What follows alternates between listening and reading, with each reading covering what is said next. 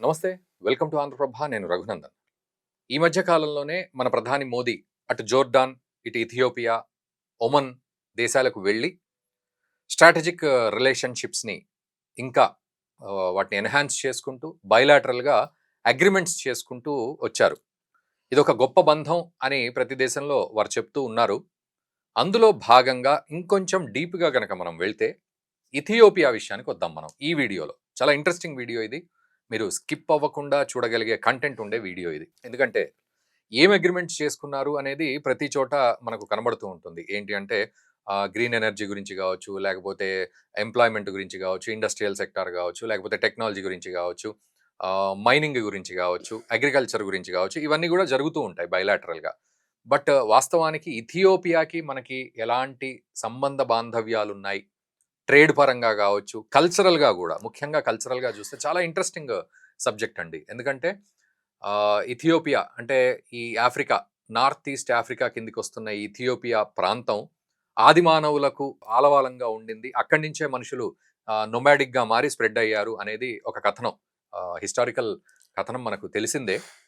So, దానికి Ethiopia ప్రాంతం ఒక ఎత్తైతే, ఇథియోపియాకి మనకి కూడా కల్చరల్ సంబంధాలు చాలా ఉన్నాయి. అండ్ ప్రస్తుతానికి స్టూడియోలో మనతో పాటు ప్రొఫెసర్ డాక్టర్ రవీంద్ర రైనా గారు ఉన్నారు. వారు ఇథియోపియాలో 10 సంవత్సరాలు పనిచేశారు. వారు అక్కడ ఉన్నారు. అక్కడి వాళ్ళను దగ్గరగా చూశారు. అక్కడి కల్చర్‌ని దగ్గరగా చూశారు. దీనికి తోడు ఇంకా గమ్మత్తైన విషయం ఏంటంటే, మన తెలుగు పాట, తెలంగాణ పాటను ఇథియోపియా భాషలో కూడా తర్జుమా చేసి, అక్కడ ఒక ప్రముఖ నేషనల్ ఛానెల్‌లో, గవర్నమెంట్ ఛానెల్‌లో వారు పాడడం, అది వైరల్ అవ్వడం, ఇదంతా కూడా జరిగింది. సో, ఈ రకంగా గనుక చూసుకున్నట్లయితే ఇథియోపియాలో వారు ఉండడం, అక్కడి విశేషాలు ఇవన్నీ చూడడం. అండ్ ఎరిట్రియా ఇథియోపియాతో విడిపోయిన తర్వాత, ఆ విడిపోయే క్రమంలో బాంబుల వర్షం కురిసిన సందర్భాన్ని కూడా వారు చూశారు. అవన్నీ కూడా ఇప్పుడు మనం గుర్తు చేసుకుందాం. ఏదేమైనా ఒక ఇంట్రెస్టింగ్ వీడియో. మిస్ అవ్వకుండా దయచేసి కొంచెం లెంతీ అనుకోకుండా కూడా దీన్ని చూడండి. రవీంద్ర రైనా గారు నమస్తే అండి. Welcome to Andhra Prabha. నమస్తే అండి.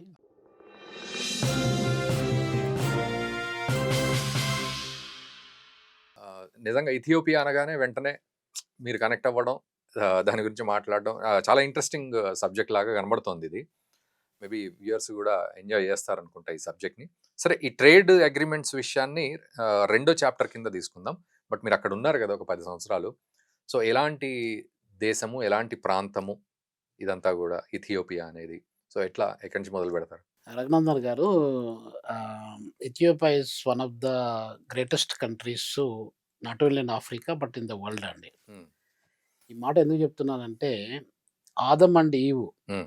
మనము మొదటి మానవుల్లాగా బైబిల్‌లో తీసుకున్నా, లేకపోతే వేరే హిస్టారికల్‌గా తీసుకున్నా కూడా ఆదమ్ అండ్ ఈవ్ అనేవాళ్ళు ఆ ఇథియోపియా ప్రాంతం నుండి వచ్చినారని చెప్పి మనకు హిస్టారికల్‌గా ఎవిడెన్సెస్ ఉన్నాయి. హ్మ్. కొన్ని మిలియన్స్ ఆఫ్ ఇయర్స్ బ్యాకు మానవ జాతి ఎప్పుడైతే మొదలైందో, ఆ మానవ జాతి అనేది ఆ ప్రాంతం ఇప్పుడు మనకు నార్త్ ఈస్టర్న్ ఆఫ్రికా, అది హ్మ్. జిబూటి కావచ్చు, ఎరిట్రియా. ఇప్పుడు Eritrea become a independent country. హ్మ్. అది ఇథియోపియా నుండి ఇండిపెండెంట్ కంట్రీ అయింది. 1991 మే 24కు అదొక రాష్ట్రంలాగా ఉంటుండేదనమాట. ఇథియోపియాలో రాష్ట్రంగా ఉండేది. అది సెపరేట్ అయిపోయింది. ఓకే. 1991 మే 24. హ్మ్. 1991 మే 24కి. హ్మ్. అయితే ఈ ఏరియాలో మనకు ఫస్ట్ మానవులు ఉన్నట్టుగా హిస్టారికల్ ఎవిడెన్సెస్ ఉన్నాయి. హ్మ్. ఆ హిస్టారికల్ ఎవిడెన్సెస్‌ని చూసుకున్నట్టయితే Ethiopia is the first country. హ్మ్. క్రాడిల్ ఆఫ్ మ్యాన్‌కైండ్ అని చెప్పి అంటారు దాన్ని. ఓకే. క్రాడిల్ ఆఫ్ మ్యాన్‌కైండ్ అంటే మానవ జాతికి క్రాడిల్ లాగా స్టార్ట్ అయిందనమాట హ్మ్. అక్కడ. హ్మ్. సో, అది అంటే దానికి దాని తర్వాత ఇప్పుడు ఆఫ్రికాలో అసలు మనం నిజంగా చెప్పాలంటే రఘునందన్ గారు, ఇప్పుడు మనం బ్రౌన్‌గా కనిపిస్తాం. హ్మ్. కలర్‌లో హ్మ్. చూసుకున్నట్టయితే ఇండియన్స్ ఎక్కువ శాతం బ్రౌన్, కొంచెం బ్లాక్, డార్కిష్. తమిళనాడు అటా వెళ్ళినట్టయితే డార్కిష్ కనిపిస్తాము. హ్మ్. యూరోపు, తర్వాత అమెరికా అక్కడికెళ్ళినైతే పింకిష్ హ్మ్. కనిపిస్తారు. వాళ్ళని తెల్లోళ్ళంటాం మనము. వైట్ తెల్లోళ్ళంటాము. పీపుల్ అవును. అంటాం గానీ తెల్లగానైతే కొంచెం కనిపించరు రెడ్డిష్, వాళ్ళు. పింకిష్ రెడ్డిష్, కలర్‌లో. పింకిష్ అట్లా హ్మ్. ఉంటారు. ఆఫ్రికాకెళ్ళినట్టయితే బ్లాక్ కనిపిస్తారు. మీరు ఏ కలర్ కనిపించినా కూడా మన రూట్స్, అందరి రూట్స్ కూడా మనదంతా ఆఫ్రికన్ రూట్సేనండి. ఓకే. మనందరం ప్రపంచంలో ఈరోజు 8.2 బిలియన్ పీపుల్ ఉన్నారు ప్రపంచంలో. హ్మ్. ఈ 8.2 బిలియన్ యొక్క జీన్స్, డీఎన్ఏని మీరు స్టడీ చేసినట్టయితే మనందరం కూడా ఆఫ్రికన్స్. హ్మ్. మీరు మిలియన్స్ ఆఫ్ ఇయర్స్ బ్యాక్ మీ యొక్క డీఎన్ఏను మీరు టెస్ట్ చేసుకొని చూసుకుంటే మీకు కనెక్ట్ టు ఆఫ్రికా అనమాట. ఓకే. ఆఫ్రికాలో ఫస్ట్ కంట్రీ ఏంటంటే ఇథియోపియా. హ్మ్. హ్మ్. ఆ ఇథియోపియా నుండి తర్వాత సౌత్ ఆఫ్రికా. నేను పనిచేసి వచ్చిన సౌత్ ఆఫ్రికాది హ్మ్. అక్కడ అక్కడి తర్వాత మొరాక్కో. ఈ 3 దేశాలు హిస్టారికల్ దేశాలు. ప్రపంచం మొత్తము మానవ జాతికి 3 దేశాలు హిస్టారికల్ కంట్రీస్. ఇప్పుడు ఈ బోట్స్వానా ఇవన్నీ అంటారు, అది కూడా ఇవి కూడా బోట్స్వానా, నమీబియా ఈ కంట్రీస్‌లల్లా అక్కడ మానవ జాతి ఫస్ట్ ఏం లేదు. అక్కడ కొంచెం నోమాడ్ పీపుల్, బుష్మెన్స్ అట్లా తర్వాత ఉన్నారు వచ్చిన గానీ, సందర్భం. తర్వాత వచ్చినటువంటి సెకండ్ వేవ్‌లో వచ్చినటువంటి గ్రాడ్యువల్‌గా స్ప్రెడ్ అయిపోయింది. ఇప్పుడు ఈ ఇథియోపియా మీరన్న బేసిక్ మనిషి అక్కడ మనుషులు ఫస్ట్ ఇప్పుడు లూసీ అని చెప్పి నేను ఓకే 2013లో అక్కడ ఒకటి మ్యూజియం ఉంది. ఇథియోపియన్ హిస్టారికల్ మ్యూజియంలో వెళ్ళినప్పుడు మీకు ఇప్పటికి కూడా లూసీ 2 మిలియన్ల పైన సంవత్సరాలలో లూసీ అనేది ఇప్పుడు మన ప్రైమ్ మినిస్టర్ గారు కూడా వెళ్ళారు అక్కడికి. ప్రైమ్ మినిస్టర్ గారు కూడా లూసీ గురించి చూశారు, మాట్లాడారు. దాని గురించి అది మనం మాట్లాడదాం. అయితే ఇప్పుడు ఆ లూసీ అనేది మ్యూజియంలో చూసుకున్నా కూడా హిస్టారికల్‌గా మనకి ఇప్పుడు ఆంథ్రోపాలజిస్ట్స్ చూసిన దాని ప్రకారంగా, హిస్టారియన్స్ చూసిన దాని ప్రకారంగా లూసీ అనేది మనకు ఒక ఎవిడెన్స్. లూసీ కంటే ముందు కూడా మానవ జాతి అనేది ఎక్కడెక్కడ తిరిగిన సందర్భాలు మనకు కనిపిస్తా ఉన్నాయి. ఓకే సో దానిలో చూసుకున్నట్టయితే ఇథియోపియా ఇస్ ద ఏమంటారు దాన్ని, it is the historical country with a modern kind of features. Okay అది ఒకటి మనం చెప్పుకోవచ్చు. రెండో విషయం ఏంటంటే రఘునందర్ గారు, మనకు ఇథియోపియా అనేది second largest populated country in Africa today. మనకు ఫస్ట్ లార్జెస్ట్ పాపులేషన్ కంట్రీ ఏంటంటే నైజీరియా. దాదాపు 235 మిలియన్ పీపుల్ అక్కడ ఉన్నట్టయితే 135 మిలియన్ పీపుల్ వరకు ఇథియోపియా ఉన్నారు. Second largest country in terms of population. Historical గా చూసుకున్నట్టయితే నంబర్ 1 కంట్రీ అనుకోవచ్చు.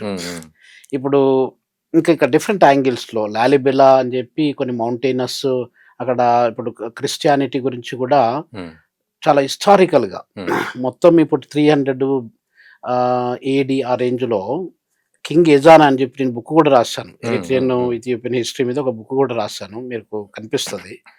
ఆ కింగ్ ఎజానా టైంలో, కింగ్ ఎజానా ముందు టైంలో కూడా మనకు హిస్టారికల్ గా లాలిబెలా అని ఇప్పటికి కూడా చాలా మంది యూరోపియన్ టూరిస్టులు, అమెరికన్ టూరిస్టులు, క్రిస్టియానిటీ మీద నమ్మే వాళ్ళందరూ కూడా అక్కడికి వెళ్ళి అది పుణ్యస్థలము అని చెప్పి చూసుకొని వస్తారు. అంటే మనకి ఇప్పుడు బెత్లహాము, తర్వాత ఇవి మనం ఇజ్రాయెల్ అని అనుకుంటాం కదా, అది కాకుండా ఇవి కూడా హిస్టారికల్ గా చాలా హోలీ ప్లేసెస్ అని చెప్పి వాళ్ళు గుర్తించి చేస్తా ఉంటారు. సో ఈ రకంగా చూసుకున్నట్టయితే ఇథియోపియాకి చాలా హిస్టరీ ఉందండి. సో ఆ హిస్టరీని అంటే ఇప్పుడు మనము పీపుల్ పరంగా చూసుకున్నట్టయితే పీపుల్, నేను పనిచేసినప్పుడు ఇప్పుడు దాదాపు 1997లో నేను ఫస్ట్ ఇండియాను వదిలి బయటికి వెళ్ళిన దేశము ఇథియోపియా దేశం. 1990 నేను బాంబే నుండి ఇథియోపియన్ ఎయిర్లైన్స్ ఉంటుండేది అనమాట. ఇథియోపియన్ ఎయిర్లైన్స్ ను ఏమంటారంటే ఎమిరేట్స్ ఆఫ్ ఆఫ్రికా అంటారు. అంటే దాదాపు ఓల్డెస్ట్ ఎయిర్లైన్ ఇండస్ట్రీ దాదాపు 1947-48 నుండి ఆపరేషన్ లో ఉంది.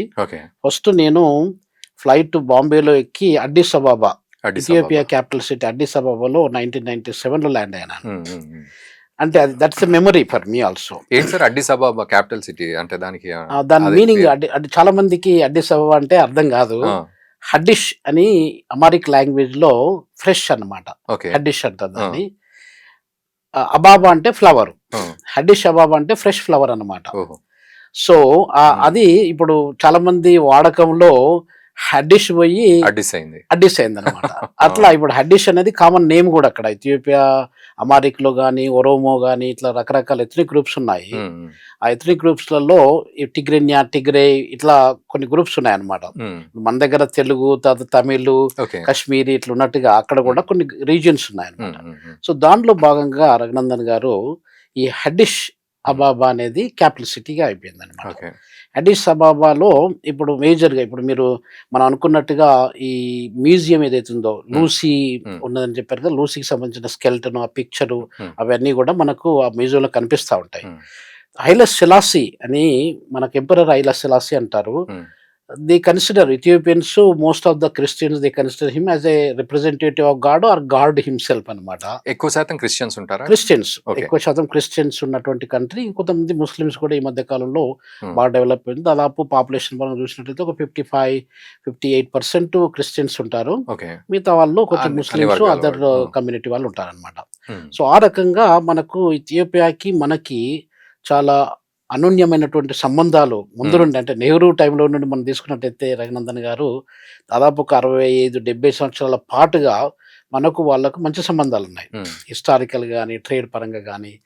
తర్వాత కల్చరల్ పరంగా గాని, ఉమ్, ఇప్పుడు మనకు ఎంబసీ, ఇప్పుడు ఉమ్, మనకు ఇండియన్ హై కమిషను అడిస్ అబబాలో ఉందన్నమాట. ఉమ్, ఉమ్, అదే గాకుండా మన సీబీఎస్ఈ స్కూలు ఉమ్, నడిపేటువంటి స్కూలు 12థ్ గ్రేడ్ వరకు ఇండియన్ రికగ్నిషన్ తోని ఉన్నటువంటి స్కూల్ అదొక్కటే స్కూలు. అసలు ఓకే. జనరల్‌గా నార్త్ ఈస్టర్న్ ఆఫ్రికాలో మిగతా దేశాలన్నీ చిన్న దేశాలే. ఇప్పుడు ఉమ్, జిబూటి ఉందనుకోండి. ఉమ్, జిబూటి మనకు హైదరాబాదు ఏరియా కంటే కొంచెం తక్కువ దేశం అని కొంచెం చెప్పుకోవాల్సిందే. ఓకే. జిబూటి ఉంది. తర్వాత కెన్యా ఇస్ అగైన్ కొంచెం పెద్ద పెద్దది. దేశం అది. యుగాండా గూడా కొంచెం పెద్ద దేశము. ఎరిట్రియా ఈజ్ ఆల్సో మన తెలంగాణ కంటే కొంచెం పెద్ద దేశం. ఓకే. ఎరిట్రియా నేను ఎరిట్రియా. పనిచేసిన ఎరిట్రియా.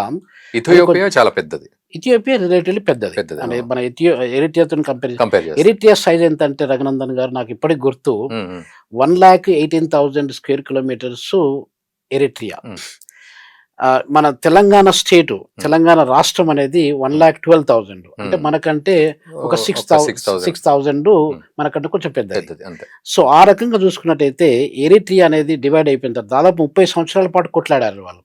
ఎవరు? ఇథియోపియాతోని. ఇథియోపియాతో ఇప్పుడు కొట్లాడి మనం separate. ఆంధ్రప్రదేశ్ తోని కొట్లాడి మనం తెలంగాణ తెలంగాణ ఎట్లయితే అయినట్టుగా. తెచ్చుకున్నామో, ఉమ్, అలానే వాళ్ళు 30 సంవత్సరాల పాటు కొట్లాడి ఉమ్, మొత్తానికి 1960లో ఉమ్, 61లో స్టార్ట్ అయినటువంటి యుద్ధము ఉమ్, వాళ్ళు 1991 వరకు ఉమ్, ఈపీఎల్ఎఫ్ అని అంటారు దాన్ని. ఉమ్, ఉమ్, ఎరిట్రియన్ పీపుల్ లిబరేషన్ ఫ్రంట్ అని చెప్పి ఉమ్, ఇసాయాస్ అఫ్వర్కి అంటే ఇప్పుడు కరెంట్ ప్రెసిడెంట్ ఇసాయాస్ అఫ్వర్కి ఉమ్. ఆయన ఇండిపెండెన్స్ వచ్చిన 1991 నుండి ఇప్పటి వరకు is the only president of the బా. కంట్రీ. ఉమ్, సో అంతకంటే ముందు కూడా చాలా రకరకాల లీడర్స్ ఉన్నారు. వాళ్ళు కూడా కొట్లాడి మొత్తానికి ఇండిపెండెంట్ తీసుకొచ్చారు. ఉమ్, ఇండిపెండెంట్ తీసుకొచ్చిన తర్వాత వాళ్ళకు మనకి ఉమ్. అంటే ఇథియోపియన్స్ కి ఎరిట్రియన్స్ కు అది సేమ్ కంట్రీ. ఇప్పుడు మనం అంతే. ఆ. పాకిస్తాన్కి వెళ్ళినట్టయితే మన సేమ్ కల్చర్ కనిపిస్తుంది అన్నట్టే అక్కడ. ఉంటది. అవును. బంగ్లాదేశ్ కూడా దాదాపు మనుషులు మనలాగానే కనిపిస్తుంటారు.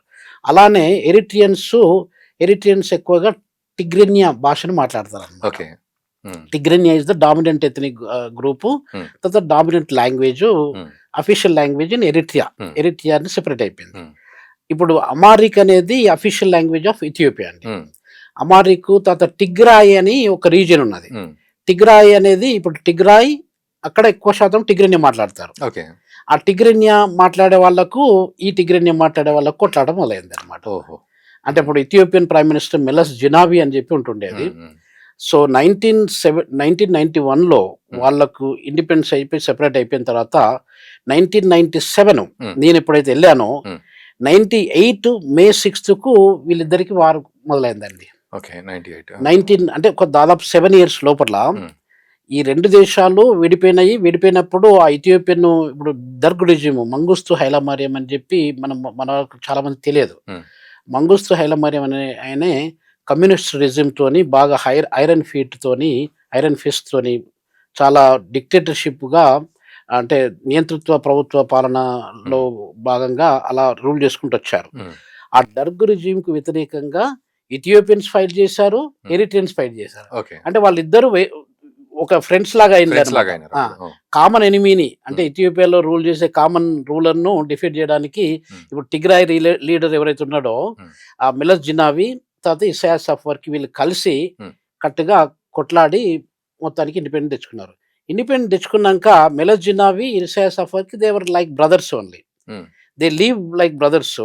దాని తర్వాత ఏమైంది, ఈ 7 ఇయర్స్లో వాళ్ళకి డిఫరెన్సెస్ వచ్చినాయి. ఓకే. ఎప్పుడు డిఫరెన్సెస్ వచ్చినాయి అంటే నక్వా అనేది ఎరిట్రియన్ కరెన్సీ. ఆ నక్వాను నవంబర్ 8 1997 నేను అక్కడ ఉన్నాను. ఆ సెలబ్రేషన్ రోజు అక్కడే ఉన్నాను. I was also part of celebrations. ఆ కరెన్సీని వాళ్ళు అంతకుముందు అంటే 1991 నుండి 1997 నవంబర్ 7 వరకు వాళ్ళు ఇథియోపియన్ బిర్ను యూజ్ చేస్తుండేది. ఏది ఎరిట్రియాలో. వీళ్ళు ఎన్ని రోజులు యూజ్ చేస్తాం మేము, వేరే కంట్రీ, మేము ఇండిపెండెంట్ కంట్రీ కాబట్టి మా కరెన్సీ మాకు ఉండాలని చెప్పి కొత్త కరెన్సీని వాళ్ళు లాంచ్ చేసుకున్నారు. లాంచ్ చేసుకున్నాక ఇప్పుడు ఇథియోపియా అనేది ఇథియోపియన్ కరెన్సీలో ఇథియోపియన్ మ్యాప్ అంటుండేది. మ్యాప్ ఉన్నప్పుడు ఎరిట్రియన్ మ్యాప్ దానిలో ఇంక్లూడ్ అయి ఉంటుండేది. మీరు ఇథియోపియన్ కరెన్సీని ఎట్లా యూజ్ చేస్తారు, అలా యూజ్ చేయకూడదు, తప్పు అని చెప్పి వీడు అబ్జెక్షన్ రైజ్ చేశాడు. రైజ్ చేసినప్పుడు వాని యొక్క కరెన్సీని మొత్తం వాడు మార్చాల్సి వచ్చింది ఇథియోపియాలో. అంటే ఆ కరెన్సీ పాత నోట్లన్నీ తీసేసి మళ్ళీ కొత్త నోట్లను పెట్టాల్సి వచ్చింది. అంటే దాని ఎక్స్పెన్సివ్ ఎక్సర్సైజ్ అనమాట. ఇలా చేసినప్పుడు ఏమైంది, 1997 మే 8కు కరెన్సీని స్టార్ట్ చేసి ఒక 6 months లోపలనే మే 6, 1998 వార్ బ్రోక్అవుట్ అయింది ఈ రెండు దేశాలకు. ఎవరు ఇప్పుడైతే ఇద్దరు కలిసి కొట్లాడి ఇండిపెండెంట్ తెచ్చుకున్నారు వాళ్ళకు వీళ్ళకు. ఇప్పుడు వీళ్ళు వీళ్ళు కొట్లాడుకుంటారు అనమాట. మీరు అక్కడే ఉన్నారు ఆ టైం? అక్కడే ఉన్నాను. మే 6th నేను క్లాస్కి వెళ్తున్నా. 2 గంటల టైంలో క్లాస్కి నేను టీచ్ చేయడానికి వెళ్తున్నా. క్లాస్కి వెళ్ళినా ఎంటర్ అయినా మా పిల్లలతోని వాళ్ళందరూ ఉన్నాము. 2 గంటలకు ఎగ్జాక్ట్లీ ఒక 4 ఇథియోపియన్ ఫైటర్ జెట్స్ ఇలా వచ్చేసాయి అన్నమాట. పెద్ద శబ్దం చేసుకుంటూ వచ్చేసాయి. వాళ్ళ టార్గెట్ ఏంటి అంటే అస్మారా ఎయిర్పోర్ట్ను మొత్తం ఎక్కడైనా కూడా యుద్ధం జరిగినప్పుడు నార్మల్గా ఏం జరుగుతుందంటే రఘునందన్ గారు ఎయిర్ బేస్ను వాళ్ళు ధ్వంసం చేస్తారన్నమాట. ఎయిర్ బేస్తో పాటు కాకుండా ఇంటర్నేషనల్ ఎయిర్పోర్ట్ ఏదైతే ఉందో దాని యొక్క రన్వేని కూడా ధ్వంసం చేస్తారు. ఎందుకంటే అక్కడ ఉన్న ప్రెసిడెంట్ కానీ మినిస్టర్స్ కానీ ఎక్కడికి వెళ్ళకుండా అది టార్గెట్ చేస్తారనమాట. ఆ టార్గెట్లో భాగంగా వాళ్ళు Asmara capital city of Eritrea అది ధ్వంసం చేయడానికి వచ్చారు. అస్మారా ఎయిర్పోర్ట్కు నేను పనిచేసే యూనివర్సిటీకి పెద్ద దూరం లేదు, అంతే దాదాపు ఒక 5.5 కిలోమీటర్స్ కూడా లేదనమాట. సో కాబట్టి మీకు ఆ శబ్దం అనేది కనిపిస్తూ ఉంటుంది. వాళ్ళు ఆ ఎయిర్పోర్ట్ను అటాక్ చేయబోయి వేరే దగ్గర మిస్ అయిపోయింది, టార్గెట్ మిస్ అయిపోయింది. అప్పుడు మేము అందరము బయటకు వచ్చేసాం అనమాట. ఆ బిల్డింగ్ ను బయటకు వచ్చేసి గ్రౌండ్ ఎరిట్రియాలో అస్మారాలో మే 6th 1998లో. సో అది ప్రత్యక్షంగా చూసాను అనమాట. ఫైటర్ జెట్లు ఇట్లా మూవ్ అవ్వకుండా పోవడము, కిందికి వేయడము, బాంబులు వేయడం అనేది ప్రత్యక్షంగా చూసాను అనమాట. సో అది ఆ యుద్ధం అనేది రఘునందన్ గారు దాదాపు 2.5-3 సంవత్సరాల పాటు కంటిన్యూ అయింది. ఆ టైంలో అంటే జనరల్ ఎవరికైనా కూడా ప్రాణభయం అనేది ఉంటదండి. అందరం మనుషులమే, ఎంత ధైర్యం ఉన్నా కూడా మనందరికి కూడా ప్రాణభయం అని ఉంటది. నేను అనుకున్నాను అప్పుడు, అరే ఏంటి ఇక్కడ ఎనీథింగ్ మే హ్యాపెన్ కదా. యుద్ధంలో జరిగినప్పుడు బాంబులు ఎక్కడ పడ్డా కూడా ఎవరో ఒకరు నష్టపడతారు, చనిపోతారు. సో ఆ సందర్భంలో చాలా మంది మన భారతదేశం నుండి ఇప్పుడు ఎరిట్రియాకు ఇథియోపియాకి 2 దేశాలకు కూడా టీచర్లు ప్రొఫెసర్లు పోయి పనిచేస్తుండేది. ఇప్పుడు కూడా పనిచేస్తున్నారు. దాదాపు 1997 ఈవెన్ 1960s లో కూడా. ఇప్పుడు అట్లెందుకండి, Isaias Afwerki president of Eritrea was taught by Indian teachers. ఆ రెస్పెక్ట్ తోని ఆయన ఇండియన్ టీచర్స్ ఎవరైతే టీచ్ చేశారో కేరళ నుండి కానీ రకరకాల రాష్ట్రాల నుండి మన వాళ్ళు ఫిజిక్స్ టీచర్లు, కెమిస్ట్రీ టీచర్లు, సోషల్ సైన్స్ టీచర్లు, మ్యాథమెటిక్స్ టీచర్లు మన దగ్గర నుండి వెళ్ళి వాళ్ళకి టీచ్ చేశారు. ఆ టీచ్ చేసిన రెస్పెక్ట్ తోని ఆయన ఇండియన్ టీచర్లను ఆయన ప్రెసిడెంట్గా ప్రమాణ స్వీకారం చేసినప్పుడు he invited them for that inaugural function అన్నమాట. That is the kind of relation we have. So అట్లా అంటే వాళ్ళ యొక్క ఎడ్యుకేషన్ డెవలప్మెంట్లో కానీ ఇన్నోవేషన్ డెవలప్మెంట్లో కానీ భారతీయుల యొక్క పాత్ర అనేది చాలా ఎక్కువగా ఉంది. అది ఇథియోపియాలో కూడా ఉంది, ఎరిట్రియాలో కూడా ఉంది. ఎందుకంటే 2 ఒకే దేశం ఉండేది కాబట్టి. సో ఇప్పటికి కూడా 1960s 50s 60s నుండి మన భారతదేశంలో ఉన్న టీచర్లు, రకరకాల టీచర్లు అక్కడికి వెళ్ళి అక్కడ ఉన్నటువంటి ప్రజలకు టీచ్ చేశారు. ప్రొఫెసర్లు కూడా. నేను I was a professor there in Asmara university, Asmara commercial college, Eritrean institute of టెక్నాలజీలో నేను పనిచేశాను. సో ఇప్పుడు మీరు ఇథియోపియాలో ఉన్నారని చెప్పాలా, ఎరిట్రియాలోనే ఉన్నారు? ఎరిట్రియాలో ఉన్నాను. ఇథియోపియాలో also I was playing a role. నేను అక్కడ సివిల్ సర్వీస్ యూనివర్సిటీ అని ఇథియోపియా అడిస్ అబబాలో ఉంది. So I was frequently going to Ethiopia అనమాట. అంటే నేను పనిచేసింది మొత్తం ఎక్కువ శాతం పనిచేసింది ఎరిట్రియాలో పనిచేశాను. కానీ visiting, I was a visiting professor. I was also having lot of collaborative activities with Ethiopia అనమాట. సో మీరు బాంబుల వర్షం చూసారు? బాంబుల వర్షం అనేది ఇథియోపియన్స్ చేసిన బాంబుల్ని ఎరిట్రియాలో చూశాను అనమాట. So that is the kind of evidence. అయితే అప్పుడు మన భారతదేశంలో నుండి వెళ్ళినటువంటి టీచర్లు కానీ ప్రొఫెసర్లు కానీ చాలా మంది బ్యాక్ వచ్చేసారు. ఇక్కడ యుద్ధ వాతావరణంలో మనం లైఫ్ రిస్క్ తీసుకొని పనిచేయడం ఎందుకు అని చెప్పి. ఇప్పుడు ఉన్నారా సార్ భారతీయులు ఇటు ఇథియోపియా? 2 దేశాలు ఉన్నారు. చాలా మంది ఉన్నారు. నా స్టూడెంట్స్ కూడా చాలా మంది చనిపోయారండి. కొన్ని వందలాది మంది స్టూడెంట్స్ చనిపోయారు. నాకు తెలిసిన నైబర్స్ కానీ వాళ్ళు వీళ్ళు కూడా చాలా మంది చనిపోయారు ఈ యుద్ధంలో. ఎరిట్రియా నుండి, ఇథియోపియా నుండి కూడా చాలా మంది చనిపోయారు. దాదాపు కొన్ని లక్షల మంది, ఒక 3-3.5 లక్షల మంది పైన జనాలు 2 దేశాల మధ్యన చనిపోయారు అనమాట ఆ యుద్ధంలో. ఆ యుద్ధం జరుగుతున్నప్పుడు 2.5 సంవత్సరాలు కంటిన్యూ అయింది. ఇప్పుడు సపోజ్ మనకు ఈ యుక్రెయిన్ రష్యాకు దాదాపు 4 సంవత్సరాల దగ్గరికి వస్తుంది. ఇప్పుడు మనకు February 24 వచ్చినట్టయితే 4 years అవుతుంది. అలానే ఆ 2 దేశాల మధ్య యుద్ధము చాలా హోరాహోరీ జరుగుతుండేది. వార్ ట్యాంక్స్, చొరోనా, తర్వాత బాద్మి ఈ ఏరియాలలో యుద్ధము జరుగుతుండేది. ఇవన్నీ బార్డర్ ప్లేసెస్ అనమాట ఇథియోపియాకి, ఎరిట్రియాకి. సో అట్లా వీళ్ళకి యుద్ధం జరిగినప్పుడు రకరకాల నష్టం జరుగుతుంటది. హ్మ్. ప్రాణ నష్టమే కాకుండా ఆస్తి ఒక్కొక్క నష్టము రోజుకి అన్నీ. దాదాపు $1,000,000 ఈ 2 పేద దేశాలండి. ఆ! వాస్తవంగా చెప్పాలంటే ఆ! మనం పర్ క్యాపిటా ఇన్‌కమ్ చూసుకున్నా, నేషనల్ ఇన్‌కమ్ చూసుకున్నా కూడా ఈ 2 కూడా పేద దేశాలే. పాపులేషన్ ఎక్కువ గాని పేద ఆ! దేశాలే. పేద దేశాలే. ఆ! వాళ్ళకి రిసోర్సెస్ ఉన్నాయి. ఇప్పుడు ఎరిట్రియాలో కొంత గోల్డ్ ఉంది. తర్వాత రకరకాల మినరల్స్ ఉన్నాయి. హ్మ్. హ్మ్. హ్మ్. ఇథియోపియాలో కూడా ఉన్నాయి. గోల్డ్ అండ్ సిల్వర్ ఉన్నట్టుంది గోల్డ్, వాళ్ళకి. సిల్వర్ ఆ! రకరకాలు ఉన్నాయి. ఆ! కాకపోతే still they are poor countries. హ్మ్. మనం వేరే కంట్రీస్‌తోని పోల్చుకుందాం. మేము ఇప్పటికి గూడా అంతేనా సార్? ఇప్పటికి ఇథియోపియా? కూడా రిలేటివ్‌లీ ఇప్పుడు మనకు ఇన్‌కమ్‌లో చూసుకున్నట్టయితే హ్మ్. ఎరిట్రియాలో దాదాపు $2 బిలియన్ ఇన్‌కమ్ ఉందండి. హ్మ్. National income. హ్మ్. మన తెలంగాణ స్టేట్‌లో దాదాపు $210 బిలియన్ ఇన్‌కమ్ ఉంది. హ్మ్. తెలంగాణ ఒకటి స్టేట్ అంటే ఒక్క తెలంగాణ స్టేటే. అనేది ఎరిట్రియా కంటే చాలా ఆ! చిన్నదే. అవును. చాలా చిన్నది కాకుండా కొంచెం చిన్నది. కొంచెం ఇప్పుడు మనం చిన్నది. ఇప్పుడు చెప్పుకున్నట్టుగా. అనుకున్నట్టు. ఆ! దాదాపు ఒక 1000. 1000 అట్లా ఆ రేంజ్‌లో చిన్నది. హ్మ్. వాళ్ళ ఇన్‌కమ్ $2 బిలియన్లు అయితే మనం $210 బిలియన్ మనం ఎర్న్ చేస్తాం. హ్మ్. ఇథియోపియా ఇన్‌కమ్ ఎంత? హ్మ్. $110 బిలియన్. అంటే అంతే. మన వాళ్ళకంటే దానిలో ఆల్‌మోస్ట్ సగం. డబుల్. ఆ! మనది డబుల్. తెలంగాణ స్టేట్ ఒకటే మాట్లాడుతున్నాం ఆ! మనం. అదే. అదే. ఇండియా గురించి ఇండియా మాట్లాడడం. గురించి కాదు. ఆ! సో, అట్లా చూసుకున్నట్టయితే రఘునందన్ గారు అవి కొంచెం ఆర్థిక పరంగా పేద పేద దేశాలు. దేశాలే. అది ఎందుకు మమ్మల్ని అక్కడికి ఇప్పుడు ఈ టీచర్లు అంటే ఇండియన్ టీచర్లు చాలా ఎఫిషియెంట్‌గా, ఎఫెక్టివ్‌గా, చాలా హానెస్ట్‌గా, డెడికేటెడ్‌గా, హార్డ్ వర్క్‌తోని పనిచేస్తూ వాళ్ళ యొక్క నాలెడ్జ్‌ని డిసెమినేట్ చేస్తారనే ఉద్దేశ్యంతోని ఈ ఎరిట్రియన్స్, ఇథియోపియన్స్ మన ప్రొఫెసర్‌లను, టీచర్‌లను తీసుకెళ్తుంటారు. హ్మ్.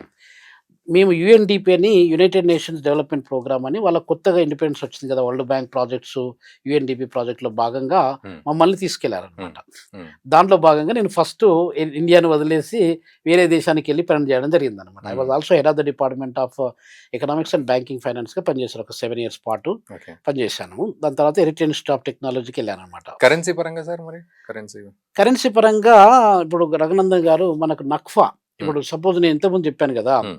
మే 8, 1997లో వాళ్ళ కరెన్సీ చేంజ్ చేంజ్ చేశారు. అయింది. ఆ! ఇప్పటి వరకు అంటే నేను కొత్తగెళ్ళినప్పుడు ఇథియోపియన్ బిర్రుకును యూఎస్ డాలర్‌కు రూ. 8 ఉంటుండే అండి. హ్మ్. ఒక డాలర్‌కు రూ. 8 ఉంటుండేది. హ్మ్. ఆ 8 పోయి తర్వాత కొద్ది రోజుల తర్వాత ఒక 4 ఇయర్స్ తర్వాత అంటే 2001, 2002 ఆ రేంజ్‌లో 14కొచ్చింది. హ్మ్. అంటే ఇప్పుడు ఒక డాలర్ ఈజ్ ఈక్వల్ టు 14 నక్ఫాస్. హ్మ్. అది ఇథియోపియన్ బిర్రు చాలా డివాల్యుయేట్ అవ్వుకుంటొచ్చింది. ఓకే. చాలా డిప్రిషియేట్ అవ్వుకుంటొచ్చింది. హ్మ్.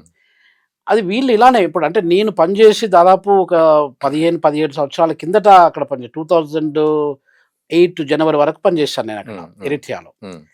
అప్పటి నుండి ఇప్పటి వరకు గూడా వాళ్ళ కరెన్సీని స్టెబిలైజ్ చేసుకుంటూనే వచ్చారు. హ్మ్. ఇప్పుడు ఈ రోజు గూడా మీకు ఇంటర్నెట్‌లో చూస్తే కూడా అది అర్థమవుతుంది. $1 ఈజ్ ఈక్వల్ టు 14 నక్వాసు. హ్మ్. అది మనది 91 కూడా ఎళ్ళింది మొన్న. హ్మ్. అవును. 91 చిల్లర ఇప్పుడు అవును. 90, 91 హ్మ్. మధ్యలో నడుస్తుంది.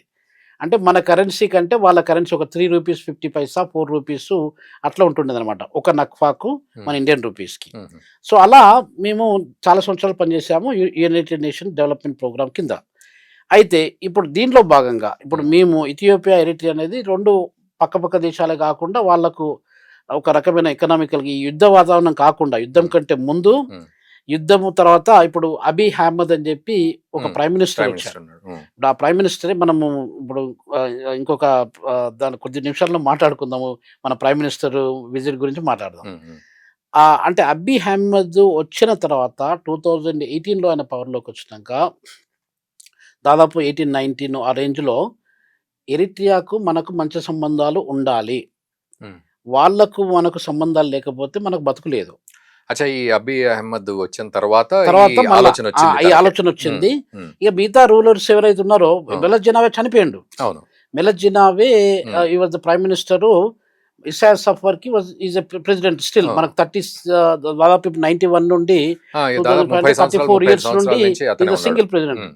ఇంకొక విషయం ఏంటంటే రఘునందన్ గారు హ్మ్. ఇసాయాస్ అఫ్వర్కీ కొడుకు he was our student. Okay. ఎక్కడ ఎరిట్రియన్ ఇన్స్టిట్యూట్ ఆఫ్ టెక్నాలజీలో నేను పనిచేసినప్పుడు హి వాస్ అవర్ స్టూడెంట్. ఓహ్!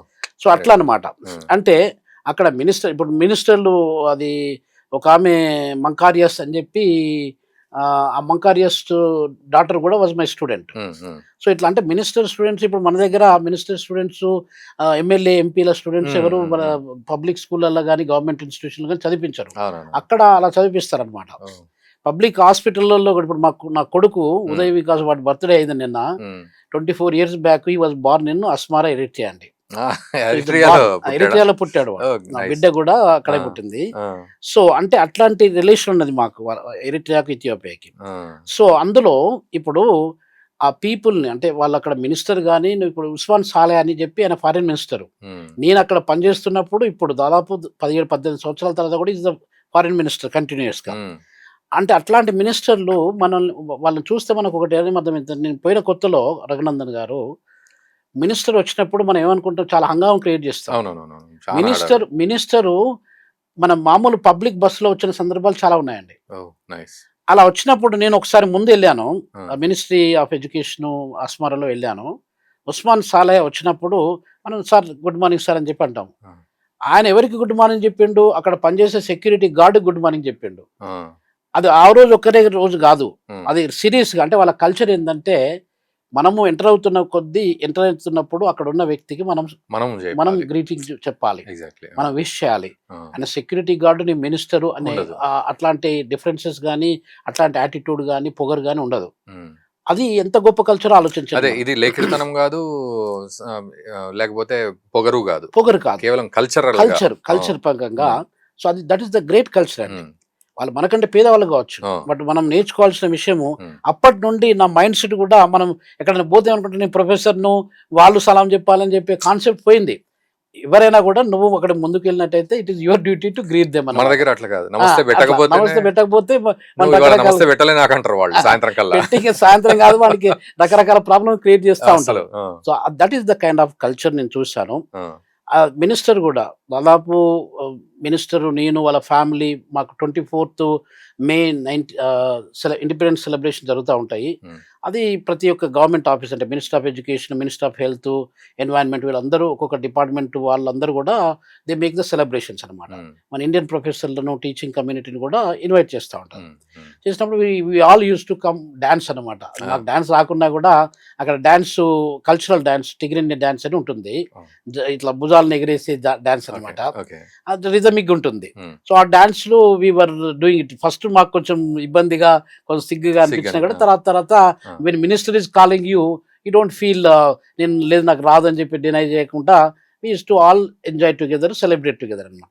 అట్లాంటి అనుబంధము అంటే మినిస్టర్లు కానీ అప్పుడు ఆయన ఎడ్యుకేషన్ మినిస్టర్ ఉంటుండే, ఎవరు ఉస్మాన్ సాలే. ఇప్పుడు కూడా మీరు గూగుల్లో సెర్చ్ చేస్తే మీకు అనిపిస్తుంది. ఉస్మాన్ సాలేతో నా పిక్చర్లు కూడా ఉన్నాయి చాలా వరకు. సో ఉస్మాన్ సాలే వాళ్ళ వైఫ్ మేమందరం కలిసి డాన్స్ చేస్తుండేది. డైరెక్టర్ జనరల్ ఆఫ్ ఎడ్యుకేషన్ మేమందరం కలిసి డాన్స్ చేస్తుండేది, అది సెలబ్రేషన్. ఇస్సాయా సఫ్వర్కి కూడా చాలా సార్లు ఒక క్యాంటీన్ ఉంటుండే, అంటే ప్రెసిడెంట్ ఆఫీస్, వైట్ హౌస్ అంటారు దాన్ని కూడా.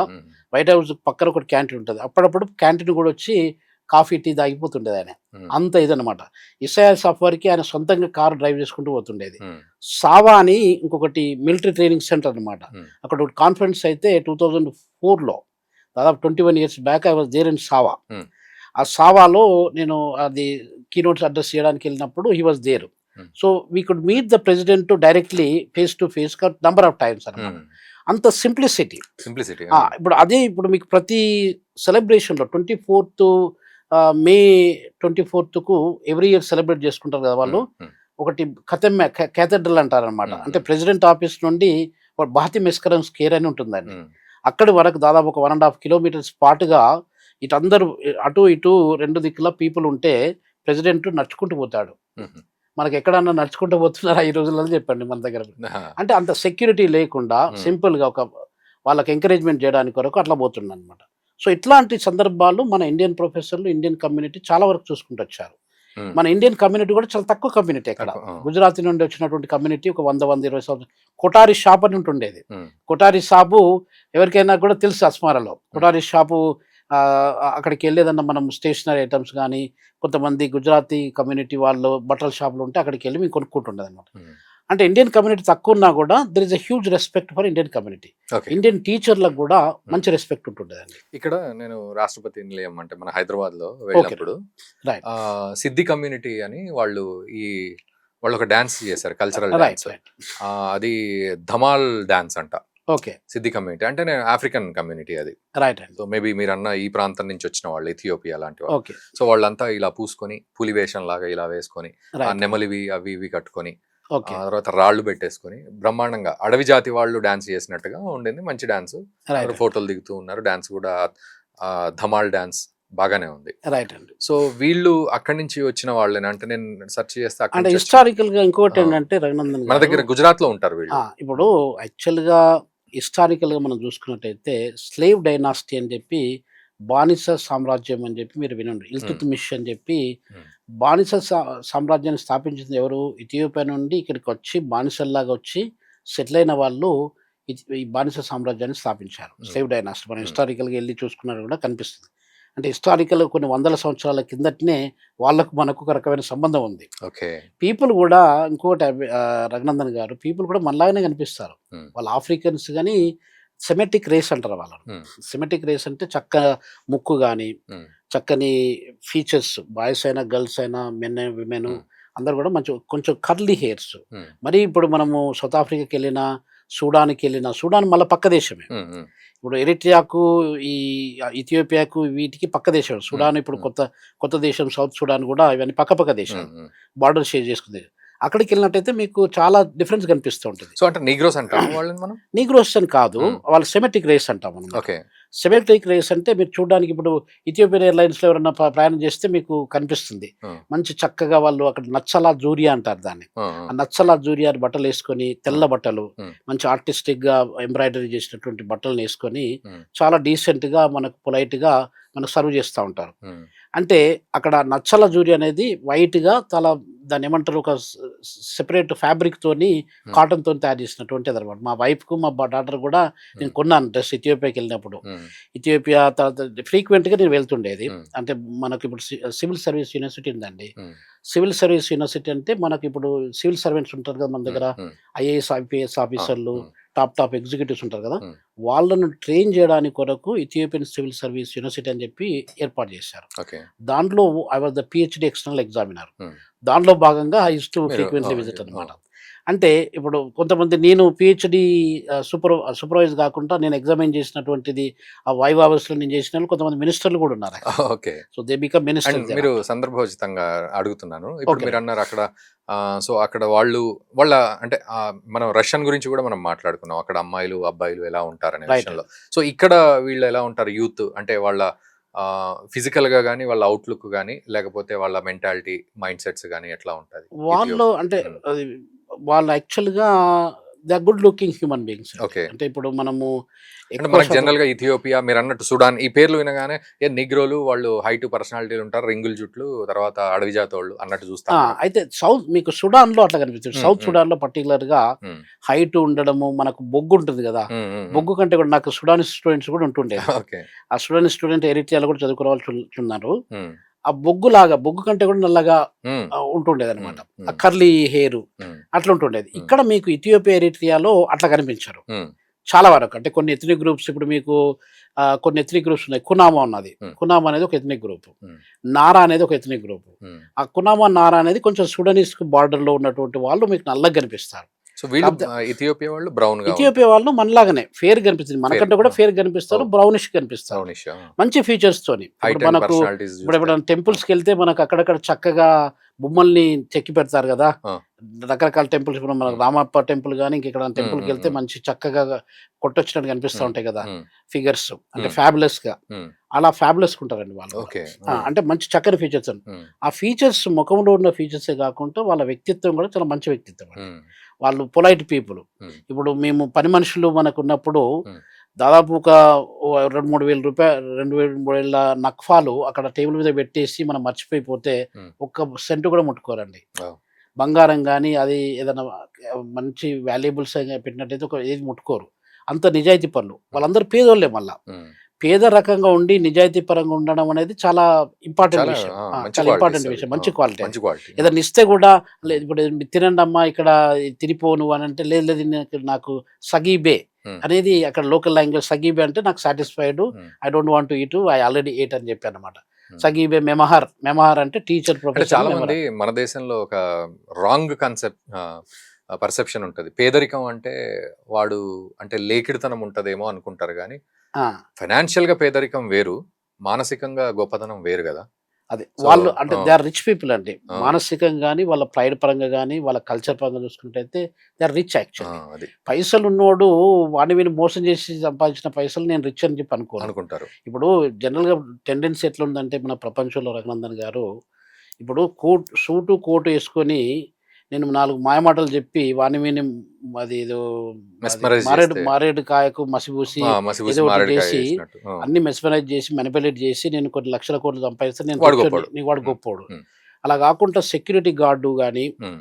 మన దగ్గర ఉన్నటువంటి గార్డెనర్ కానివ్వండి, హ్మ్. ప్యూన్ గానివ్వండి, హ్మ్. చాలా హార్డ్ వర్క్ జేసి హ్మ్. వాడు ఏదో 2000, 3000, 5000 ఎంతో నెలకు సంపాదించుకున్నా గూడా హ్మ్. అది డర్టీ హ్యాండ్స్‌తోని క్లీన్ మనీ ఆ! సంపాదించుకున్నాడు. He is greater than somebody who is making crores of crores rupees of rupees by dirty activities. Activities. Exactly. అది నేను ఎప్పుడు నమ్ముతానండి. హ్మ్. అంటే ఇప్పుడు మనము ప్రపంచంలో ఏ జనములైనా గూడా మనం బతకడానికి పర్మనెంట్‌గా బతకడానికి రాలేదండి. మనం 60 ఏండ్లో, 70 ఏండ్లో, 100 ఏండ్లో ఎంతో బతుకుతాం. ఆ! ఈ 100 ఏళ్లలో నువ్వు అంత మానిప్యులేటివ్ యాక్టివిటీస్ చేసి, కరప్షన్, ఫ్రాడ్ ఇవంతా చేసుకొని సంపాదించి ఏం తీసుకుపోతావు ఏం ఇప్పుడు? తీసుకోవాలి? మొన్న ఒకతను లాస్ట్ ఇయర్ ఒకతను చనిపోయిండండి. హ్మ్. 65 ఆహ్, సంవత్సరాలు కూడా నిండలే ఆయనకు. దాదాపు 5,500 కంపెనీలను పెట్టిండు. హ్మ్. కొన్ని లక్షల కోట్ల రూపాయలు సంపాదించిండు. హ్మ్. ఆయన చనిపోయినప్పుడు ఆయన భార్య లేదు, కొడుకులు లేరు. చివరికి మనుమనితోని హ్మ్. కర్మకాండాలు చేసిండు. హ్మ్. ఏమైంది చివరికి? ఆ! అంటే ఆయన contribution to Indian economy, employment జనరేషన్‌కి ఇట్స్ ఉంటుండొచ్చు. ఓకే. హ్మ్. కానీ అంటే కరప్షన్ లేకుండా హ్మ్. అది పనిచేసినట్టయితే ఎలాన్ మస్కున్నాడు. ఇప్పుడు హ్మ్. మొన్న $600 బిలియన్ మార్కుకు ఆ! ఎవరు కూడా నంబర్ 1. 6 నంబర్ 1కి రాలేదు. వెళ్ళిపోయాడు. నంబర్ హ్మ్. 1కి వెళ్ళిపోయిండు. హ్మ్. నంబర్ 1కెళ్ళినప్పుడు ఏదో కొన్ని మిస్టేక్స్ అనేది ఉంటూనే ఆ! ఉంటాయండి. వాళ్ళు టాక్స్ పే చేయకుండా ఆ! ఉండడం గానీ, ఆ! లేదా అక్కడ పనిచేసే ఎంప్లాయీస్‌కి సరైన సాలరీస్ పే చేయకపోవడం హ్మ్. గానీ, ఇట్లాంటి ప్రాబ్లమ్స్ ఉంటాయి. హ్మ్. సో, కాబట్టి నేను చెప్పిన పాయింట్ ఏంటంటే రఘునందన్ గారు, అక్కడ పేదరికం అనే దానికంటే కంటెంట్‌మెంట్, హ్మ్. సంతృప్తి. ఆ సంతృప్తి నాకున్నది చాలు. ఎండు బ్రెడ్‌లు తింటుండేదండి. అప్పుడు నాకు బాగా గుర్తు. 30 హ్మ్. పైసలకు ఎండు బ్రెడ్‌లు దొరుకుతుండేది. హ్మ్. నేను ఒకసారి లంచ్‌కెళ్తుంటే, లంచ్ అవర్ మాకు 12 నుండి 2 వరకు ఉంటుంది. 2 అవర్స్ ఉంటుంది. హ్మ్. నేను కాలేజీ నుండి లంచ్‌కెళ్తుంటే ఒక అమ్మాయి చిన్న పిల్ల. హ్మ్. దాదాపు 12, 13 ఏళ్ళు ఉంటది. నేనెప్పుడు ఎళ్తుంటే ఆ అమ్మాయి నన్ను రోజు చూస్తుండేది. ఆ అమ్మాయి మెమహర్ లంచ్. హ్మ్. ఆమెకు ఇంగ్లీష్ రాదు. హ్మ్. హ్మ్. ఆమె ఏం చెప్పిందంటే, "మెమహర్ ప్లీజ్ కమ్ ఫర్ లంచ్ హ్మ్. టు అవర్ హోమ్" అని చెప్పి అంటుంది. ఒక 4, 5 ఎండు బ్రెడ్‌లు కొనుక్కొని పోతుంది. హ్మ్. ఎంత గొప్ప కల్చర్ అండి అది. ఆ! మనకు లక్షల కోట్లు ఉంటే నీకు రూ. 10 ఎవనికన్నా బేదోనికో, పేదోనికి అవసరం అంటే ఉన్నోనికి, అంటారుగా పిల్లికి బిచ్చం నీళ్ళున్నోనికి పెట్టినోడు ఉంటాడు ఆ! ఇక్కడ. ఆ! ఇప్పుడు ఎంగిలి కాకిని ఆ! ఎంగిలి ఎంగిలి చేత ఎంగిలి కాకిని చేత్తో కొట్టమని కాకిని చెప్పి అంటారు కొట్టనోళ్ళు కదా! ఉంటారిక్కడ. అట్లా ఉంటారు. నీకు ఆ! వందల వేల కోట్లు ఉంటే ఏందాము? ఆమె యొక్క ఆ 12, 13 ఏళ్ల పిల్ల ఎండు బ్రెడ్‌లు 30 పైసలు, రూపాయి, రూపాయిన్నర బ్రెడ్‌లు కొనుక్కొని పోకుంటా, వాళ్ళ కుటుంబానికి కొనుక్కుంటా పోకుంటా, "please come to our home to have lunch with us" అంటే that is the kind of great heart. That is the richness అండి. సో, మీరన్నట్టు అంటే దీన్ని కంక్లూడ్ చేస్తే ఈ పాయింట్‌ని రైట్ అండి. కల్చర్ మనిషిని ఎంత అంటే గ్రౌండ్ లెవెల్‌లో ఉంచుతుంది, అటాచ్డ్‌గా ఉంచుతుంది, ఎంత గొప్పగా ఉంచుతుంది అనే విషయం ఈ కల్చర్ ఇక్కడ నేర్పిస్తుంది. సరే, తప్పకుండా అండి. ఇదొక విషయం. తర్వాత మీరు ఈ తెలుగు సాంగ్‌ని వాళ్ళ భాషలో ఆ! ఇథియోపియా భాషలో ఆ! మార్చి ఇప్పుడు ఇంకొకటేందంటే రఘునందన్ గారు ఇక్కడ చెప్పాను గదా! ఒరోమో అనేది ఒక డామినెంట్ ఎథ్నిక్ గ్రూప్. హ్మ్. టిగ్రిన్ వాళ్ళకు అమారిక్. హ్మ్. అమారిక్ అనేది కూడా డామినెంట్ ఎథ్నిక్ గ్రూప్. హ్మ్. ఇది ఇథియోపియాలో. హ్మ్. ఈ 2 కూడా డామినెంట్ ఎథ్నిక్ గ్రూప్. మిగతాయి సాహు అనేది ఒక కల్చర్ ఉంది. హ్మ్. తర్వాత రకరకాల ఉన్నాయన్నమాట. 9 ఎథ్నిక్ గ్రూపులున్నాయి. 9 హ్మ్. రీజియన్స్ ఉన్నాయి. హ్మ్. ఇక్కడ ఎరిట్రియాలో కూడా మీకు దాదాపు 11 ఎథ్నిక్ గ్రూప్స్ ఉన్నాయి. సబ్ ఎథ్నిక్ గ్రూప్స్ అన్నమాట. హ్మ్. ఇప్పుడు కునామా, నారా, సాహు, బిలెను ఇట్లా ఉన్నాయన్నమాట. హ్మ్. టిగ్రిన్యా, టిగ్రాయ్. అయితే టిగ్రిన్యా అనేది డామినెంట్ లాంగ్వేజ్. హ్మ్. ఇప్పుడు టిగ్రిన్యా రూల్ చేసే ఇసాయాస్ అఫ్వర్కి కూడా టిగ్రిన్యా లాంగ్వేజ్ ఉండొచ్చు. అప్పుడు నేనెళ్ళినప్పుడు 'నగారే నగారే' అని ఒక పాటుంటుండేది. ఓకే. అది నగారా ఏందంటే అది జనరల్‌గా ఒక రైతు మనకు చిరుజల్లులు పడ్డప్పుడు నాగళ్ళు పట్టుకొని పొలాలను దున్ని అది అంటే చిలకలను దున్ని విత్తనాలేసి ఎట్లా పంటలు పండిస్తాడు అనే దాంట్లో ఆ పాట అన్నమాట. ఆ పాటను నేను టిగ్రిని నేర్చుకున్నాను. హ్మ్. హ్మ్. హ్మ్. టిగ్రిని అంటే ఎప్పుడన్నా ఇట్లనే మార్కెట్‌కి పోయినప్పుడు వాళ్ళందరూ నన్ను టిగ్రిని వాళ్ళ భాషలోనే మాట్లాడుతుండేది. Okay. So, I feel also to learn something and I learned. Hmm. దాంట్లో భాగంగా ఈ సాంగ్‌ను, ఈ 'నగారా నగారా' సాంగ్‌ను 'అజ్మారా తెకల్కిలో నైతెస్ఫ గెమే నై హ్మ్. ముజబ్ మరియా కిఫ్ కిఫ్తా జెనెవే జెనెవే' అని చెప్పి నేను ట్రాన్స్‌లేట్ చేశాననమాట. ట్రాన్స్‌లేట్ చేసి ఎరి టీవీ అనేది ఒకటే టీవీ. మనలాగా ఇక్కడ వందల 100 టీవీలు అట్లా లేవు. టీవీలుండవు. ఆ! లేవు. ఆ రోజులలో 2000, 2001 ఆ రేంజ్‌లో ఇదొకటే టీవీ. ఆ! మొత్తం ఒకసారి మీరు టీవీలో అపియర్ అయినట్టయితే యూ బికేమ్ సెలబ్రిటీ దేర్. అంతే. ఆ! Everybody can watch you. ఆ! మళ్ళొక ఇండియను ఒక భాష, ఆ భాషలోకి Hmm. ఒక సాంగ్‌ని ట్రాన్స్‌లేట్ చేసి పాడుతున్నాడంటే that will become something memorable ఆ, అన్నమాట. సో, అట్లా ఐ యూజ్డ్ టు హ్యావ్ అదే కాకుండా రఘునందన్ గారు ఫ్రీక్వెంట్‌గా ఐ యూజ్డ్ టు అపియర్ అన్న టెలివిజన్ అన్నమాట. Hmm. ఎన్‌టీవీలో ఇలాంటి డిస్కషన్స్ ఎకనామిక్ ఇష్యూస్ మీద గానీ, లేకపోతే పాలిసీ మ్యాటర్స్‌లో గానీ I used to TV appear. అంటే ఎరిట్రియా వాళ్ళదా ఇది? ఎరిటీవీ. ఓకే. ఎరిటీవీ ఓపెన్ మైక్ అని చెప్పి ఆ, ఇప్పుడు మీకు ఓపెన్ మైక్ చూస్తే కూడా నాకు కొన్ని వీడియోలు కనిపిస్తాయి అదే అక్కడ. ఎరిట్రియా వాళ్ళది. ఎరిత్రియా వాళ్ళది. ఓకే. టీవీఆర్ఐ వాళ్ళది. Hmm. సో, దాంట్లో నేను I used to frequently take part. మళ్ళా అది ఏమంటారు ఎరిట్రియా ప్రొఫైల్ అని చెప్పి ఒక న్యూస్ పేపర్ ఉంటుండేది. Hmm. Weekly news paper. దాంట్లో నా రెగ్యులర్‌గా ఆర్టికల్స్ కూడా వస్తుండేదన్నమాట. Hmm. Hmm. సో, ఆ రకంగా at least I have some I contributed something. Hmm. మనంతా సామాన్యులము. Hmm. సామాన్యులం ఏదో ఒకటి లిటరరీ పరంగా గానీ, నాలెడ్జ్ పరంగా గానీ I always contributed in addition to my teaching. Okay. So, ఈ రెస్పెక్ట్ అనేది వాళ్ళకుంది. Hmm. అందుగురించి ఉస్మాన్ సాలే ఒక మాట ఏం చెప్పాడంటే 2006లో ఆయన అప్పటికి కూడా ఎడ్యుకేషన్ మినిస్టర్ ఉన్నప్పుడు, "నువ్వు ఎక్కడ పోకు. ఇది నీ దేశము. Hmm. నువ్వు భారతదేశంలో పుట్టి పెరగొచ్చు. కాకపోతే ఇది నీ దేశం. ఇది నీ ఇక్కడే దేశం. ఉండాలి నువ్వు. Ah. పర్మనెంట్ ఇక్కడే ఉండాలి. మీకు ఒక ల్యాండ్ అలాట్ చేస్తాం." ఇప్పుడు అక్కడ మొత్తం ల్యాండ్ అంతా ప్రైవేట్ ల్యాండ్ కాదు Hmm. మనలాగా. Hmm. అంతా గవర్నమెంట్ ల్యాండే. Hmm. గవర్నమెంట్ ల్యాండ్ మీకు పెద్ద ఒక ల్యాండ్ అలాట్ చేస్తాము. అరే. ఒక Hmm. మంచి ఇల్లు కట్టిస్తాము. Hmm. ఇక్కడే ఉండండి. నీ పిల్లలతోని నీ భార్యతోని ఇక్కడే ఉండండి. ఎక్కడ పోదు రిటైర్మెంట్ వరకు ఇక్కడే ఉండాలని చెప్పిండనమాట. ఇక వచ్చేటప్పుడు నాకు పాపువా న్యూగిని యూనివర్సిటీ ఆఫ్ టెక్నాలజీలో హెడ్ ఆఫ్ ద డిపార్ట్మెంట్‌గా అసైన్‌మెంట్ వచ్చింది. Then I decided to go అనమాట. Hmm. 2008 జనవరిలో ఐ లెఫ్ట్ అండి. 97 నుండి దాదాపు 10.5 ఇయర్స్ పాటుగా అక్కడ పనిచేయడం జరిగింది. ఓకే. సో ఫైనల్‌గా సార్ ఇప్పుడు ప్రధాని మోదీ అక్కడికి వెళ్లారు. రైట్ అండి. సో అసలు పాయింట్ అక్కడికి వస్తే ఓకే. ఒక 8 అగ్రిమెంట్స్ చేసుకున్నారు అనే విషయం ఓవర్‌వ్యూలో మనం మాట్లాడదాం. So Right. ఎందుకంటే ఎక్కడైనా దొరుకుతుంది ఇన్ఫర్మేషన్. ఇంతసేపు మీరు చెప్పింది మాత్రం ఎక్కడ దొరకదు ఇన్ఫర్మేషన్. అవునండి. సో ఓవర్‌వ్యూలో చూస్తే ఇథియోపియా తోటి మనము ఎలాంటి సంబంధ బాంధవ్యాలను పెంచుకుంటూ వాటిని ఎన్హాన్స్ చేసుకున్నాం అని చెప్పాలి ప్రధాని మోదీ వెళ్ళిన తర్వాత. చూడండి రఘునందన్ గారు, ఇథియోపియా పార్లమెంట్ గాని, ఇథియోపియా సిస్టమ్‌లో గాని ఒకటి నిషాన్ ఆఫ్ ఇథియోపియా అనేది ఒక అవార్డ్ ఉంది. Hmm. ఇప్పుడు మన దగ్గర భారతరత్న ఏదైతే హైయెస్ట్ సివిలియన్ అవార్డ్ అని చెప్పి అంటామో, Hmm.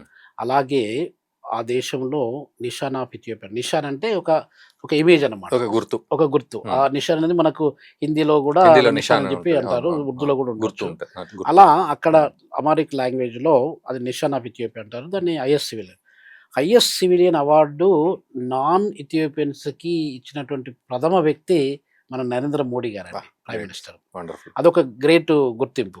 ఎవరిచ్చారు అతను? Prime minister Abiy Ahmed Ali. Abiy Ahmed Ali is a young fellow.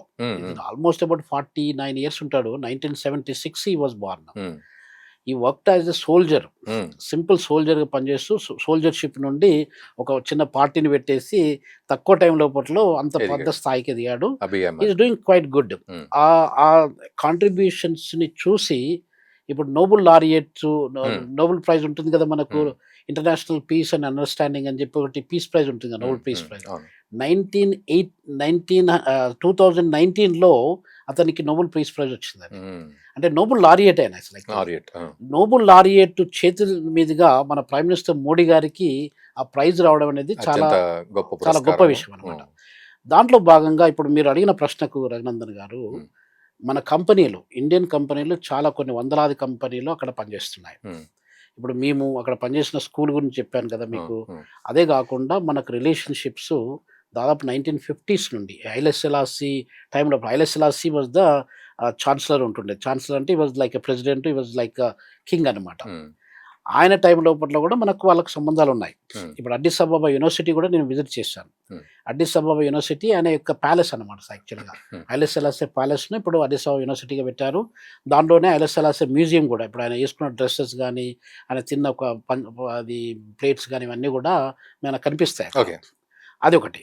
ఇప్పుడు దాంట్లో అంటే మన భారతదేశంలో ఉన్నటువంటి కంపెనీస్, ఇన్వెస్టర్స్ చాలామంది, కొన్ని వందలాది మంది ఇన్వెస్టర్స్ అక్కడ, వేలాది మంది ఇన్వెస్టర్స్ అక్కడ ఇన్వెస్ట్ చేశారు. ఆల్మోస్ట్ $6.5 బిలియన్ ఇన్వెస్ట్‌మెంట్ మన వాళ్ళు చేశారండి. ఓకే. అదొకటి పాయింట్. రెండో పాయింట్ ఏంటంటే రఘునందన్ గారు, వాళ్ళకు మనకు ట్రేడ్ రిలేషన్‌షిప్ కూడా చాలా స్ట్రాంగ్‌గా ఉంది. ఆ ట్రేడ్ రిలేషన్‌షిప్‌లో భాగంగా ఇప్పుడు దాదాపు 480 మిలియన్లు, బిలియన్లు కాదు, 400 అంటే ½ బిలియన్, క్లోజ్ టు ½ బిలియన్ అనుకోండి.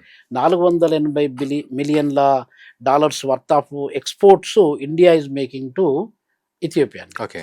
అక్కడి నుండి మనం ఎంత తీసుకుంటున్నాం అంటే దాదాపు 41, 42 మిలియన్లు మనం ఇంపోర్ట్ చేసుకుంటున్నాం. సో ఈ ట్రేడ్ ఇలా ఉంది. అందులో భాగంగా అంటే ఇప్పుడు Ethiopia is the coffee producer అండి. ఉమ్, మీకు మొత్తము ఇథియోపియన్ కాఫీ ఎక్స్‌పోర్ట్స్ ఇంకొక ముఖ్యమైన విషయం ఏంటంటే ఇథియోపియాలో ఒక కాఫీ కల్చర్ అనేది ఉంటుంది. ఉమ్, మిమ్మల్ని ఎవరన్నా గెస్ట్‌కి ఇన్వైట్ చేశారనుకోండి. ఉమ్, ఆ గెస్ట్‌కి ఇన్వైట్ చేసినప్పుడు ఒక బూన్ సెరమనీ అంటారు. బూన్ అంటే కాఫీ అన్నమాట. ఉమ్. అది మొత్తం ఒక సిస్టమాటిక్ ఒక 3, 4 అవర్స్ పడుతుంది అది సెరమనీ పూర్తి కావడానికి. ఓ. అంటే అంత రెస్పెక్ట్ ఇస్తారనమాట గెస్ట్‌కి. ఉమ్, ఉమ్, అక్కడ వాళ్ళు కాఫీని మొత్తము ఏంచుతారు. ఉమ్, ఉమ్, ఉమ్. కాఫీ గింజల్ని, గింజల్ని, రా గింజల్ని ఏంచుతారు. ఉమ్, అది ఏంచడం ఎట్లా ఏంచుతారు? మామూలుగా అది బొగ్గులు అవి పెట్టి ఏంచుతారనమాట. ఉమ్, ఆ బొగ్గుల్ని ఏంచి కాఫీ మీ కళ్ళ ముందటనే దాన్ని పొడి చేస్తారు. ఉమ్, దంచుతారు. ఉమ్. దంచేసి ఆ కాఫీని అప్పుడు తయారు చేసి మీకు అందిస్తారనమాట. That is the sign of respect for a guest. Um.